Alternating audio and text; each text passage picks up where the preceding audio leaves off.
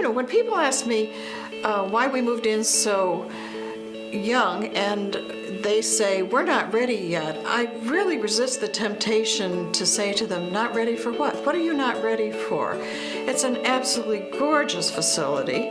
The staff is accommodating to the max.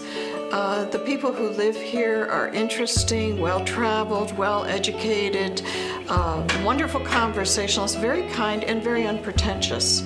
So I just don't see any downside. You don't want to be any older when you do this because you're downsizing, you're reducing all of the accoutrements of life, and you're simplifying your life. And if you're older and a little more infirm, it's harder to do. You should do it while you're fit and able, and it's easier. And we felt very good about it, repurposing a lot of the things we had. Our children had already set up their homes, and they didn't really want a number of things we had.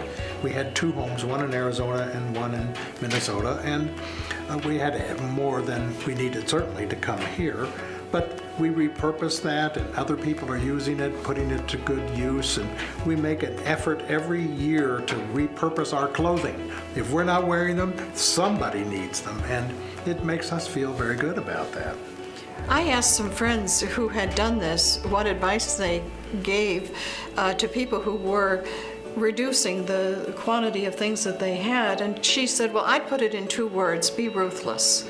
And we took that very seriously, and we find that we don't miss any of the things that we don't have anymore. We've talked to friends and neighbors about that quite a lot, and nobody seems to be mourning their house, their big property, and all the obligations that went with that.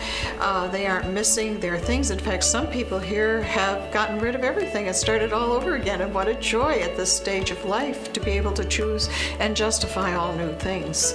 So we think that it's probably an individual decision about when the right time to do this is. But if you're not going to do it now, is it going to be easier later?